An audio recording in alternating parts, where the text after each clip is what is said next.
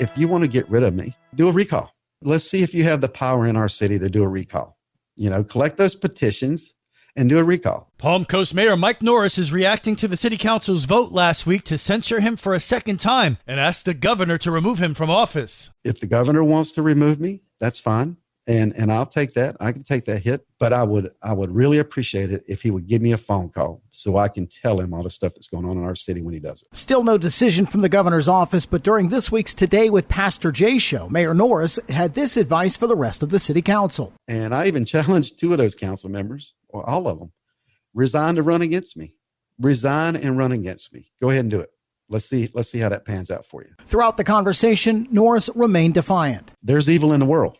And, you have to fight it off and you do what's right. And I've always been that kind of person. I'm just a country boy at heart, and I've always tried to do the right thing. And I grew up in the military, and in the military, you're trying to do the right thing, accomplish the mission, take care of your people. And that's what I'm trying to do here. Accomplish what the city needs done and take care of the residents. And I'm going to keep doing it. And with God behind me, come at me and I'll fight you tooth and nail all the way. You can hear the entire conversation with Pastor Jay anytime on the Flagler Radio YouTube channel. Good morning, Flagler County. I'm Rich Carroll. You're listening to Flagler's Morning News on Monday, July 21st. Well, we had an extended session, and after 105 days, we were able to bring the plane in for a landing and pass one of the most efficient and conservative budgets in Florida's history. State Representative Sam Greco joined Free for All Friday to recap the legislature's extended budget process. Florida is actually now one of the only states in history that, outside of a calamity, natural disaster, recession, has voluntarily reduced its budget, which we did this year, moving more funds into our rainy day fund and setting Florida up for the future with debt pay down and the ability to weather storms, literal and figurative, in the future. State Representative Greco says the $117.4 billion state budget includes some wins for Flagler County. We're bringing back about $5 million to the city of Palm Coast to help with some of their water treatment and utility issues. We've talked about it on the show. There's not any one silver bullet to that. There's not any one funding source that's going to take care of that.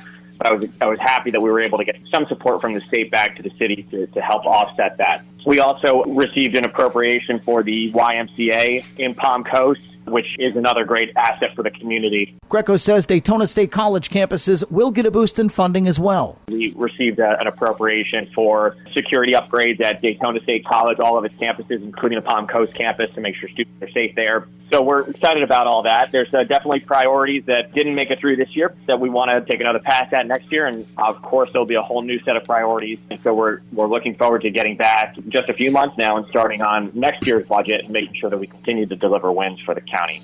I'm Daryl Moody reporting.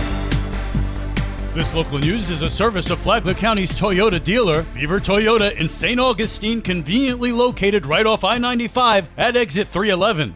Sam Klein, the founder of S.E. Klein Construction and longtime leader in Flagler County's development community, passed away last week. Klein first came to the area as vice president of ITT Land Development, helping shape Palm Coast in its earliest stages. When ITT began to wind down its presence, Sam Klein stepped in, launching his own construction company in 1996. Scott Sowers is the current president of S.E. Klein Construction. Most of the original infrastructure in Palm Coast and Hammock Dunes was under Sam's watch.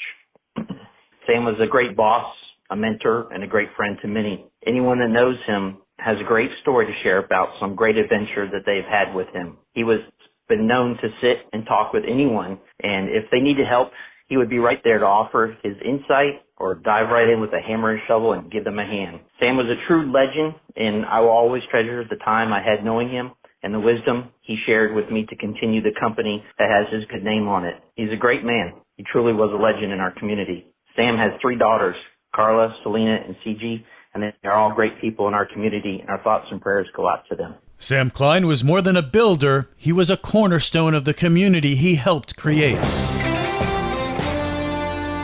2 Flagler County pool contractors are in hot water. A 15-month investigation into numerous reports of fraud by Ohanu Waters, Inc. The Flagler County Sheriff's Office has arrested 67-year-old Michael Rush and 67-year-old Diane Rush, the owners of the business. Flagler County Sheriff Rick Staley. Were arrested with fraud after they had built thousands and thousands of dollars from customers and never built their pools or paid subcontractors and never finished the pools.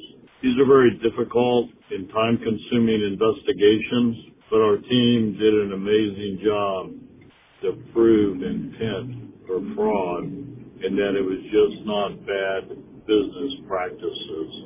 During the investigation, detectives found that in many cases, victims had paid up to 90% of the construction costs but were missing pool equipment, had unfinished tiling, or did not have final inspections. In other cases, construction had not advanced past the installation of the pool shell. And always remember to have the contractor sign lien releases every time you give them money, where they certified that they had paid their subcontractors, paid for equipment and various supplies.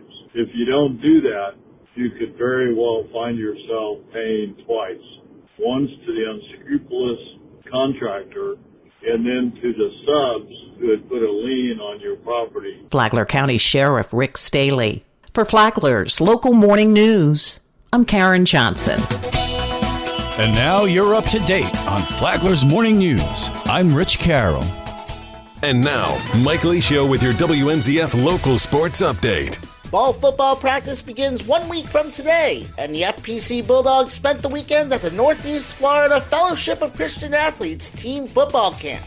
It was a chance for first-year Bulldog coach Patrick Turner and his team to grow closer together, a priority he outlined in his very first WNZF interview back in March. When you got a group of kids that work just extremely hard and trust the process and love each other, special things happen. With the Bulldogs making the playoffs 6 of the last 8 seasons and coming off a 9-2 record a year ago, Turner feels that many of the things needed for football success at FPC were there upon his arrival. I don't know that the culture needs to be changed a whole lot, just provide, a roadmap and consistency. They've got everything in place, great facilities, great administration. They've got athletes, they've got players, they've got great kids, great families. There's been a lot of really good coaches come through there. And so for me, it's just building on the foundation that's already been established. The Bulldogs have a preseason kickoff classic at Palaca August 15th, then open the regular season on the road at the Ship against Matanzas in the 17th Potato Bowl August 22nd. That game will be live here and on the Flagler Radio YouTube channel, plus the WNZF Facebook page. The first of 10 regular season games on the WNZF Sports Network. This is your home for local sports, with updates Mondays and Fridays. From the WNZF Sports Desk, I'm Mike Licio.